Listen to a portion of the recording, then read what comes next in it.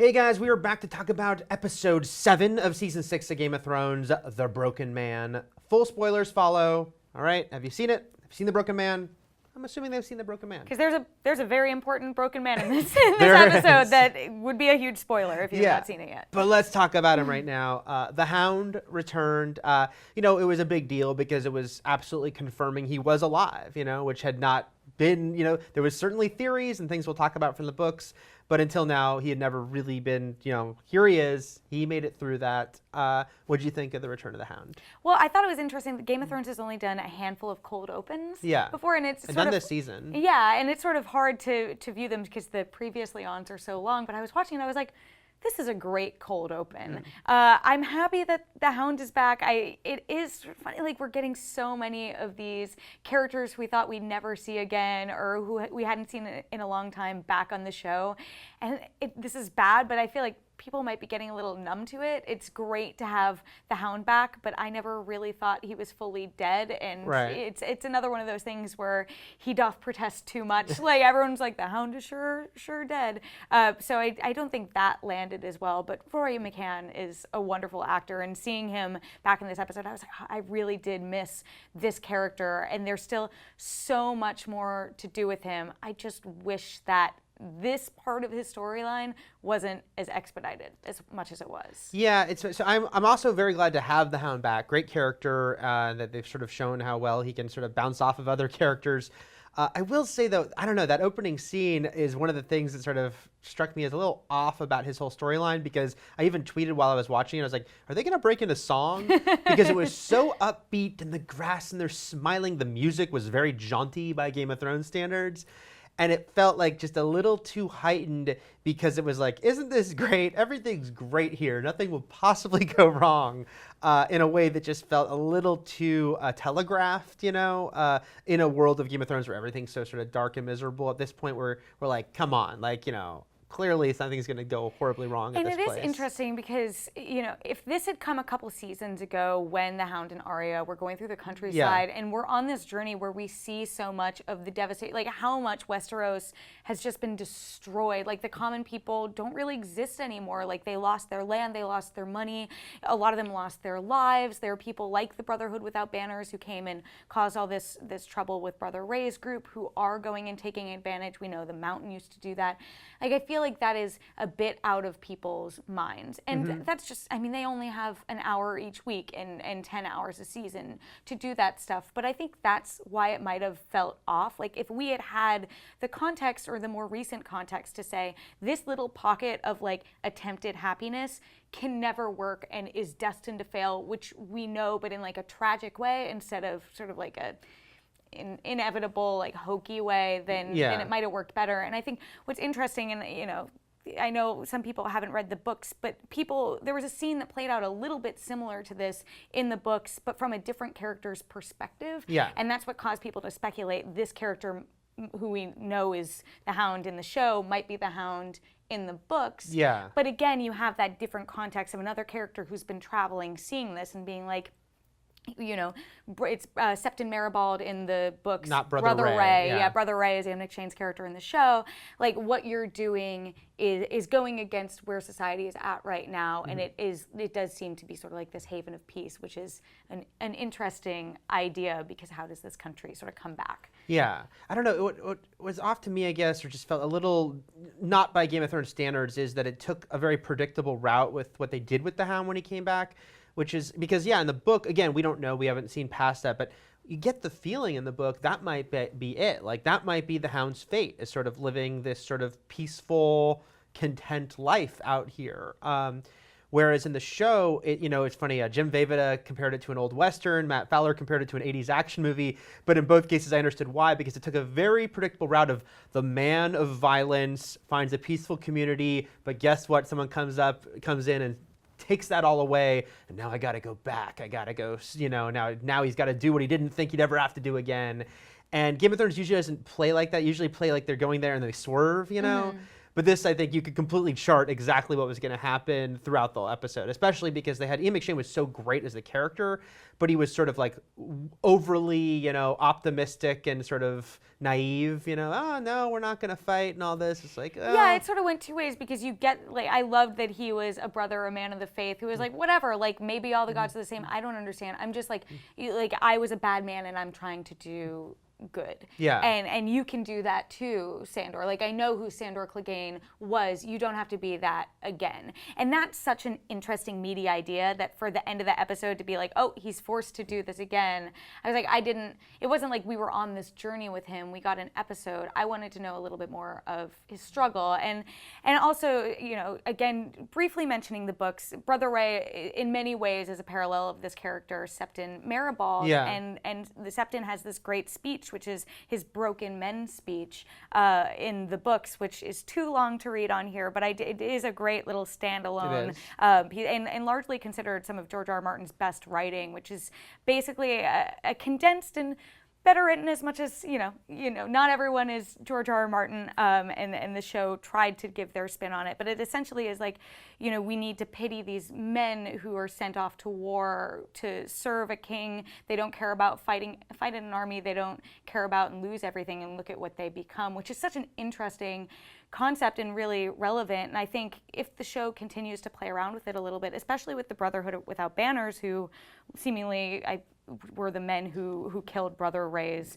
group, that's like a really interesting idea, because these were characters who were good when we met them. Beric Dondarrion was doing good when we met him back in season 3. Yeah. Let's talk. You mentioned before how you felt like this season feels in some ways very sort of fan servicey, because it's giving people a lot of things that they wanted to see, but what Game of Thrones usually doesn't do that, and it does concern me a little bit in that it does feel like because of that we're suddenly predicting things more than we ever have on this show. Yeah, part of the problem is like if people have had 5 to 10-ish, like a decade long to think about all these different things that now maybe like Game of Thrones fans really are that savvy, but I feel like even when Game of Thrones fans predict things, George R. R. Martin never has them play out exactly how they expect. Whereas this season, there have been so many things in like every single episode where it's like, oh, like that's exactly how people thought. I'm like, did Game of Thrones writers just go through Reddit and be like, okay, they were all mad about after season 5. They want this, they want this, they want this. We'll give them cold hands. We'll give them, the gravedigger being Sandor Clegane. We'll give them. But I tweeted after the episode, I was like, all right, we're getting everything else we want. So these are the last things that seemed so improbable. But are we going to get Lady Stoneheart, Clegane Bowl, or Frey pies? Which people seem pretty sure that we might get Stoneheart and Clegane Bowl. Well, the Clegane Bowl, which I don't follow any of these terms. I don't Reddit. I don't tumble. But I looked up. I Googled Clegane Bowl last night. And did you watch the video? No. Oh my God. And so it's pretty easy to explain, which is everyone thinks the Mountain and the Hound are going to fight, and they'll be like, they're going to have to square off finally. And again, it's like, wow, okay, but if that does happen, I hope it doesn't happen in like no one can stop my mountain. Oh, I can. Here he comes, kicks his ass, wins. Because, like the Viper in the Mountain, the thing about that was like why it was another shocking moment, even though we should have been ready for it, but it was still shocking, was like because the Viper came out, he was such a badass. Oh, he's going to really stand up here. And then nope, he gets taken out. So that's why I'm like at the end where the Hound like grabs the axe, he's going off to fight. I'm like, is this leading inevitably to him fighting his brother for the brawl to end it all? That Clegane Bowl, the brawl to end it all. It's like, but Game of Thrones usually doesn't play like that, so I hope it's not that simple. I totally feel the same way, and it's funny because the show is setting up these things, and in a way that a season ago I would have said we're never going to get this stuff, and now it's like we're getting it. And I remember, I think whichever episode it was that Jaime acknowledged that Sir Robert Strong is the Mountain, and in the same episode Cersei is like, I'm going to have a trial by combat for my honor, and he's going to be my champion. That corner of the internet exploded. They're like, Clegane Bowl confirmed, it's gonna happen. I was like, come on guys, it's not gonna happen. And now it totally does seem likely that Sandor could fight the Mountain in this duel. He clearly was with brother Ray, and he could be the champion for what I don't even know. It's really, I don't know. It's so a little bit of a bummer, and I know that sounds so obnoxious. Like, whatever, fans, you guys did this to yourself. You've been thinking about it. You've been speculating about it. But to have there not be any more subtlety, like to have some of the theater theories have more subtlety than how it's playing out on the show, goes back to the thing where I'm just like a little bit bummed that I'm not reading it from George first and I'm getting like the Spark Notes version of it on the show. Yeah, it's weird because it's like you're strangely bummed that you're getting exactly what you hope to see. Which because, is like the worst thing we can say. But I brought up this example before, but like season 1 of the show, when like one of our coworkers here at IGN and never read the books is like, once Ned was killed, was like, this is when I know what's gonna happen. John's gonna leave the wall. He's gonna go team up with Rob, and they're gonna go like kick ass together. And of course, that wasn't that happen at all. But suddenly we're at a place where it seems like those kind of ideas are happening. So it's a little weird because you want Game of Thrones to still subvert your expectations. So. Basically, what I'm saying is that Depress I'll never us be more. happy. Yeah, like I'll never be happy. I do. It does feel like such a These are all good things to happen. Like the Hound coming back is great. Benjen being cold hands is great. Jon coming back to life is great and exciting, and things that I wanted to have happen for so long. So for me, it's so trite for me to say, oh, well, it was like too predictable. But they are just not landing the way that I expected them to. Yeah. And I think for an episode, I feel like that is sort of felt within the fandom, because for an episode where the Hound came back, all anyone could talk about afterwards was this like 6-year-old girl who's in one scene who is amazing, which is a setup for something else we're going to talk about later. But I think that that's sort of a sign that maybe this didn't work as well as it should have worked. Yeah. So let's know what you thought. I mean, we were both happy to see the Hound back, but what did you think of the way they brought him back and his storyline? And do you think in general Game of Thrones has become more predictable than it was in the past this season, or are you just very happy to see a lot of things people have been predicting for a while? Is Clegane Bowl going to happen? And is Clegane Bowl going to happen? And who are you betting on? Let us know in the comments.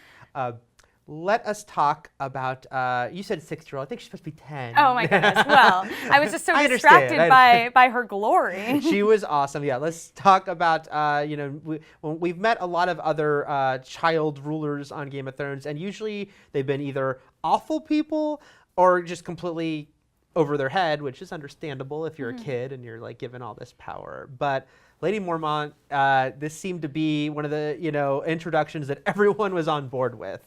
I assume that was the same for you. It was funny. I was a little late to watching the episode, and Jim, who is one of our coworkers here at IGN, texted me. He's like, "Well, I found my new favorite character," and I was like, "Okay, don't tell me anymore." But then I watched it. I was like, "It's Lyanna Mormont, right?" Yeah. And it's funny because her letter to Stannis last season was another one of those moments where it was like, Bear Island knows no king in the north, but that whose name is Stark. I just butchered it. Yeah. But that's the general consensus, and we were like, "Yeah, girl, get it. Like that's right. You stand by the Starks." And so for 2 Starks to appear on her doorstep and her to be like, why should we risk our lives for you anymore? We fought with Rob, that didn't work out. Like, just taking them to task and just being so in command. There was this tweet that was going viral last night that was like, if she had 3 dragons, this show would have been over 2 seasons ago. And you get the sense we need a few more Mormonts in our midst. Yeah. And it's cool, by the way, because it's like they're talking there about your uncle, Jon Snow trained under him.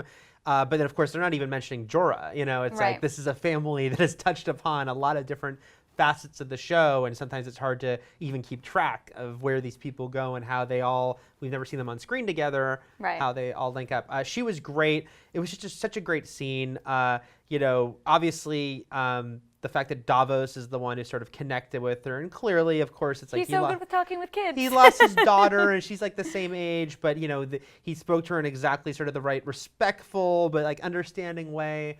It was really cool to see just how forceful she was, and even the fact that in something that was more of a traditional Game of Thrones thing, which is I will stand with you.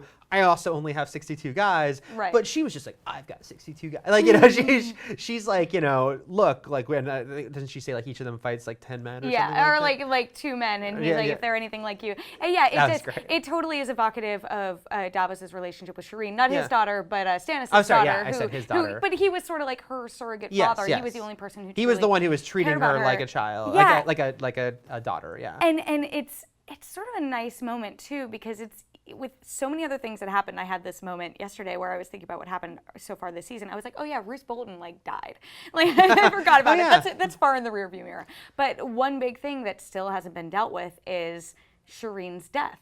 Yeah, it's Davos, sort of a ticking time bomb. Yeah, and so I think, in a nice, subtle way, this conversation with Lyanna Mormont was a little evocative of that and a little reminder like, oh, what does this remind me of? Oh, his relationship with Shireen. He still doesn't know that Melisandre sacrificed Shireen. So I thought that worked well. But honestly, some people were complaining about Jon and Sansa's quick tour throughout the North to petition for support. We've joked in general this season how people are just jetting through Westeros. But, yeah, but I really liked it, and I liked to see them having to, humble themselves and learn the game amongst themselves and really petition, because the Starks, who they are in season 6, is not who they were in season 1. They are broken men and women. They are a broken house, and they need to fight to get the land back, and so everything about that really worked for me. Yeah, and also just sort of acknowledge some of the stuff that they talked about even before and they knew would be an issue, which is Jon Snow. Lady Mormont brings up, it's like Jon Snow is a bastard. Yeah. And Sansa, she has a line about like the marriages. Yeah, she's like, you're a Bolton or are you a Lannister? And right. I was like, right. Yes. And Sansa being like, listen, I did what I did to survive. And she's right, but I was like, I love that they're still bringing that up, because that's another season 3 thing in season 4 when Sansa was married to Tyrion. Right. And it's easy to forget that no stuff. divorces in Westeros. No prenups. But yeah, so it was a great scene because it brought up all that. It showed how none of it is easy. They ultimately did make an ally of her, and it was like you were just so like, yes, this kid is awesome. And I hope you noticed too, like she and her maester came with them to their little encampment. So I was like worried for a little bit that would be all we get of her. It looks like she's at least around being a boss. Like that's all I want. I hope that we get more of her. I hope she continues to live up to it. But I'm saying all these things that mean she's gonna die, right? Like it's inevitable. Like Game of Thrones can't give us that much that we like. Here she is. She saved the day. Nope. I do also want to note, like I am waiting for the day that they introduce the Manderleys, and they name drop the Manderleys again in this episode. I want them to go to White Harbor. I want to meet the Manderleys. I'm just putting it out there. Everyone needs to know. I feel like they're setting it up. I want to meet the Manderleys. I do want to ask, because it continues to be like this sort of this small, fun thrill of the show just to see Jon and Sansa together in multiple scenes, working together side by side, just because it's something that like just never seemed would happen.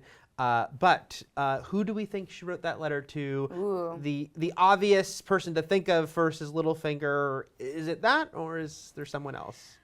I was thinking about this. She's already sent Brienne off. She's already sent Brienne to meet with the Blackfish. So I think Littlefinger. I think that she's like, we need an army.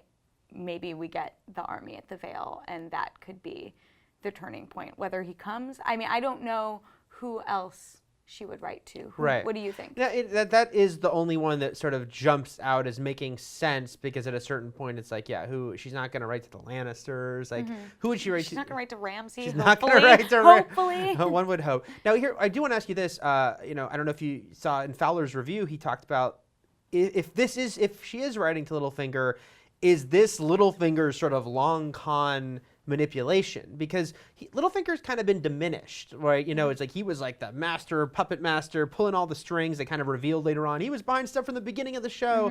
And then what we've seen in the last season and a half kind of is like, oh, he didn't know about Ramsay. And then Sansa confronted him about it. And he's kind of just walked away with his tail between his legs. So suddenly it seems like he's not holding any of the cards, unless this was a sort of big manipulation to like for Sansa to need him again. Do you think that might be part of it?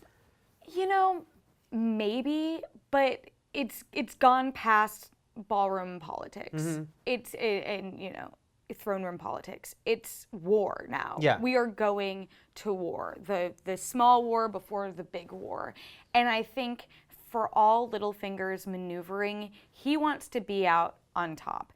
And right now, it does seem a lot more likely that Sansa and Robb and these people who are in the know about what's going on, positioning themselves, as Davos said, the dead are coming, to be ready to fight them. These are the people that he should back.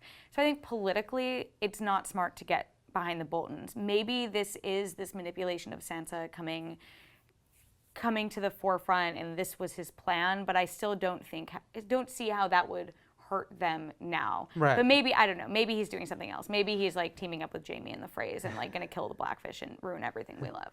Even if he didn't sort of plan this all ahead, I do hope to see him kind of capitalize on things more. Because, yeah, you know, a couple seasons ago, it almost seemed like he was being revealed as like the main villain behind everything. And now he's kind of been skirted to the side. You know, he's only been on a couple times this season, and it just sort of seems like suddenly he's not an important factor on this show. So I would hope that he would somehow kind of come back into play and actually show his sort of intelligence again, and sort of like using a situation to his benefit. Yeah, I think that's the thing, you know, for all that he was like a main villain, as you say, everything he does is for his own gain. Yeah. It's not for the sake of the country. It's not, you know, necessarily because he wants to be king. I don't think he wants to be king. He just wants to put himself in the best situation that he can be as someone who came up from nothing, who wasn't from a royal house or anything like that, who loved Catelyn Stark and could never get over that. So I think that this is still about him getting out on top, but I feel a little bit the same way like what you're saying about Varys, where Varys we're seeing doing a lot more this season, but he was our other master manipulator, yeah, true. And his role has very much been diminished because they are taken away from their, you know, their element, if you will. So I would love to see them both come back into the forefront a little bit more, but I think their roles as advisor and instead of main player makes a lot more sense. So let us move on to Arya, who you weren't here last week when we were talking about how, you know, look, we were certainly happy that suddenly her story was finally taking a turn, you know, that because we had talked about how, wow, she's been in Bravo's training and getting hit by sticks a lot. It's time for something to move along. And last week she made the decision, this is not for me. I'm not going to go through with this. It happened here in this episode, though, that, you know, we knew the waif was coming for her, but she knew that she had to have known the waif was coming for her. When we are watching the episode and the second that old woman appears, you're like, oh, that's probably the waif. For Arya, who's, you know, actually living this life and gone through the training to not be on guard, to not watch out for smiling old women coming towards her, I don't know. I felt like that felt very sort of out of character and forced to me to like make that happen, that she wouldn't even in any way be ready or defensive. that was a scene that just did not work for me because on the one hand, yeah, you see that old woman, you're like, it's the waif. Yeah. You knew this was going to happen. Why would you think, oh, we're leaving in the morning, so we'll be fine tonight? Right. Like, none of that makes sense to me. And also, it doesn't like it doesn't make sense. Sorry, that was my impression. My red wedding / Arya getting attacked impression. Like, obviously she's not dead. Like, she's not going to die from that. If she does, that's so lame. And like, for all the Game of Thrones is doing this season, it's not being lame. So that just didn't work for me. I did really like the shot of her walking through Bravos just bleeding out and no one doing anything. But I wish that wasn't just like such a like blip in this episode that should be a huge moment, but was just like, wait, what? Okay, I guess we'll wait until next week or whenever to find out. Yeah, that was really strange because, I mean, it would have been even worse if they like sort of ended it on her falling in the water because, again, there's no way she was dead. If she was dead, they would have just shown it. Like, that's just how Game of Thrones works, right? And so any pretense that, oh my God, we're going, you know, to the credits with her walking through the streets bleeding, I agree, it is a powerful visual.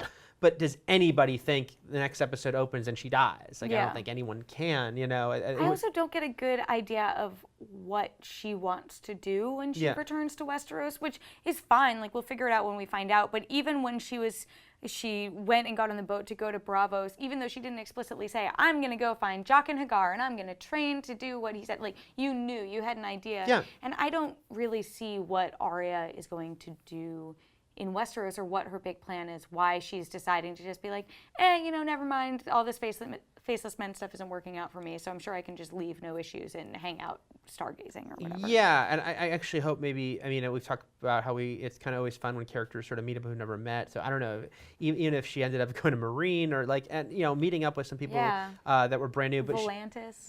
She definitely needs sort of more forward momentum. It's good that this storyline is ending. But yeah, what is her next step? What is her purpose? Does she go back to her list, you know, try to head back to King's Landing? There There is sorry, I didn't mean to interrupt you, but there is sort of an interesting parallel between her and the Hound, though, that they're sort of getting like sucked back into lives that they tried to leave. But there is this fun theory going around that, to me, is a little bit more interesting than like what we saw play out in that episode, which is that Arya now has a split personality, and that the waif, is the faceless man inside Arya who wants to stay, and this Arya is the one who wants to go back, and she's trying to kill that side of her. Which I'm like, that has a lot more complexity to it than, you know, that she would just drop her guard at that moment. Yeah, I've seen a lot of interesting theories about this. I even saw someone say like, oh, she was like prepared with like stage blood, which I'm like, okay, that doesn't... I was waiting for something like that. I was like, but how would she know she'd go for the stomach? There was like a lot of variables that I don't think quite have. And it was funny because other people were kind of defending it, like, hey, it's the faceless men. That's the whole point. I'm like, right, unless you were trained as one of them, you know, in which case you would be very suspicious of strangers, and you just betrayed them and took off, and you're still in the city where they live. So maybe, you know, you protect yourself a little more. Yeah, it was just, that was clumsy, you know, sort of, I would say it's out of character for Arya, but it was also out of character for Game of Thrones to have that happen. They blinded her like several episodes ago. Right. And the waif, wasn't the waif specifically told, like, make it quick? You should not listen to that instruction. So, I don't. No one thinks she's dead, or is gonna be dead at the beginning. She's got. It would also be like just a shame, like if that's how Arya's story ended, like one way or the other in Bravos. You know, I just had a thing. It almost would be a little lost if like the Arya did die and the waif or someone took on her face, and that's how Maisie continued on the show. Right. Like Arya became a faceless man. That could be sort of like Arya's face becomes a faceless man, but her as the person is lost. That could be interesting. That would be interesting. But sad. But sad, yes. So let's know in the comments. What did you? First of all, did you think that was very sort of oddly out of character, that she did not see that coming at all? And where do you think, you know, assuming she lives, which she's living, where does her next, you know, step? Where should she go? What does she want to do next now that she's given up this life of not being anyone? All right, so let us talk about a sort of interesting big confrontation and actually one of my favorite things in this episode, besides Lady Mormont, which was Jaime meeting up with the blackfish. The blackfish, first of all, coming back into the show after 3 years. And like, what a great introduction, like reintroduction of him. I just loved how that entire scene played out. It was great. It was also, we should mention, Bronn's first scene. Not so much, it was not an official return because, you know, unofficially he came back from Dorne and had been somewhere off camera, but we hadn't seen him on the show until now. He was great as always, very fun. I loved when he cut off Jaime from saying a Lannister faces death. Like, wouldn't let him the catchphrase, like, stop with your catchphrase. But yeah, Blackfish, really good, you know, because not like the Blackfish had a ton of screen time before, but this certainly was a great way to be like, okay, this guy's pretty formidable. He is not backing down very easily. And I love that the shadow of the Red Wedding hung so heavy over this episode. You see it with Jon and Sansa's journey, and you also really see it here. And it's interesting, like, so much goes back to that, and you're reminded, you know, not only did Jaime and the Lannisters support the Freys, and Tywin sent this into motion. Actually, we looked up right before Joshua, who has been subbing in the past couple of weeks, our other Game of Thrones fanatic in the office. He went and looked it up, and in the books, the character who, you know, does, instead of saying the Lannisters send their regards, it says Jaime Lannister sends his regards. So there's very much this idea, especially with the Blackfish, who's just sort of been holding up, that the Lannisters are very much in league with the Freys. And it's funny, like, Tywin isn't around. Everyone who sort of set this into motion, Walder's off doing whatever back at the Twins, but a lot of the people who put this into motion are now dead. So it's interesting seeing the aftermath of that, and how do you choose? Like, we like Jaime. Yeah. We like the Blackfish. Brienne is heading in that direction. We like Brienne. Who do you choose? Who's the good guy? Yeah, I do like this moral quandary, and this is sort of a more classic, sort of complicated moral issue here, because Jaime, you know, has come so far since the show began as far as becoming a character way more people were rooting for and, like, you know, wish good things for. And now suddenly he's side by side with the Freys. And yes, He says sort of, sarcastic things to them. It doesn't seem to like them. But he's still ultimately on their side, and it is reminding you that the Lannisters were involved in the Red Wedding, even though they weren't physically present. And so, and it's like, because the Red Wedding was such a sort of ghastly, horrible thing that we want vengeance for, suddenly it's hard to just be like, yeah, Jaime, you get the blackfish out of there. Yeah. You take his castle from him, just like his niece was killed. I love so much how terrible the Frey siege is. Like, I love their whole plan. They're like, we're gonna kill Edmure. We're really gonna do it. We're gonna kill him like we killed your niece. All right. That didn't work. Like, I loved how that played out. It was so good, and it like slightly comic, but also just feels so true to it those was families. like, get on with it. That was great. It was funny because so they've got Tobias Menzies. I'm saying his name right. Yes. Who's lead on Outlander, has come back to do this, and I thought, okay, I don't think he's dying here, but wouldn't it be funny if they went to all the trouble to bring him back, and then he literally didn't speak in his 2 appearances, and then just gets killed? I mean, Osha at least spoke, but she didn't have that much more. She had one big scene. Matt wrote that in his review of last night's episode as well, which was that, hopefully you bring Tobias Menzies back to actually do something. Right, and I think he will. Yeah. Like, I think, the fact that Edmure is there as a prisoner, I feel like one way or the other, Jaime will probably have a conversation with him, because now they've got this situation where they just can't get the blackfish out of the castle. He's basically like, hey, I can stay here for 2 years. What are you going to do? I loved the anger on his face too. It seemed like it was directed toward Jaime. When Jaime was like, "Clean him up." Like, I want to see a conversation between the two of them. Yeah. Because I think that would be really interesting. But you better believe that if Edmure does die, the blackfish is gonna hit that flaming arrow to his funeral pyre, and he is not gonna miss. That's right. Good callback. Again, because we talked about how maybe this season in some ways has felt like sort of unusually predictable for Game of Thrones. And I think that's why I like this storyline a lot, because I don't know how exactly it's going to play out. I mean, of course, we have theories and we can guess this might happen, but you don't know. And there's not a clean ending for it because, like, we hate the Freys, we like Jaime, yet Jaime is working with the Freys. And so I like that it's, murky. And we have to kind of figure out, like, what is there a satisfying ending? And I hope it's sort of a classic Game of Thrones, like, somewhat satisfying dramatically, but maybe there's going to have to be some loss. Yeah, and honestly, I would even be, because I don't think that I think you're right, there is no satisfying ending. There's no way in this situation that we get everyone we care about out. And if there is a way, then that isn't true to Game of Thrones. You know, that's what hurts so much about the big losses that we've sustained. Robb backed himself into a corner with the Red Wedding and paid the consequences of it. Ed did the same.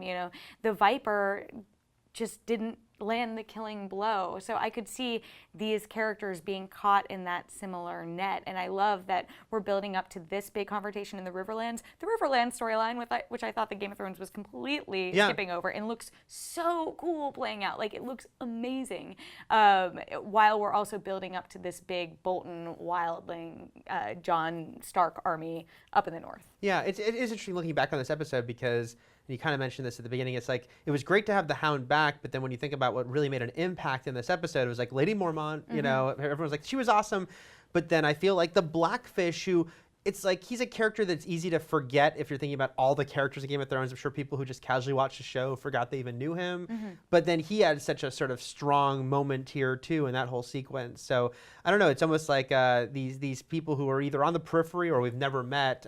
And I know it's almost hypocritical to say, because we've talked about stuff with bringing in too many characters, and it's, now that we're pretty late in the show, you don't want to start piling in. That's one problem the books did, where they're like, now there's 50 more people. But if you do it right, and if they have just one good scene like these two had, it's like, oh yeah, I want to see more of those people. Yeah, and you're bringing them into storylines that, again, like, it's bringing these things together in a way that are really satisfying. And it's funny because so many characters this season, like, think about it, so many characters who we haven't seen in seasons or didn't think we'd see again or thought were dead came back in just this season, and you get that sense of like, oh, the loose ends are being tied up. Yeah. It's not just, it's strange that it's happening all at once, and it seems like every episode has something like that. But if David and Dan really only want 10 to 15 more episodes of this series, you got to start having these faces coming back into play. And I'm certainly happy to have the blackfish back. Yeah, same here. So let us know in the comments, what do you think about this whole standoff? And who do you think ultimately will win? Who are you rooting for? If you are rooting for someone cleanly with Jaime and the blackfish and all the other periphery characters there. That's it for this week. If you want to tweet us, it is Terry_Schwartz, the Eric Goldman. And for plenty more on Game of Thrones and dragons, keep it here at IGN.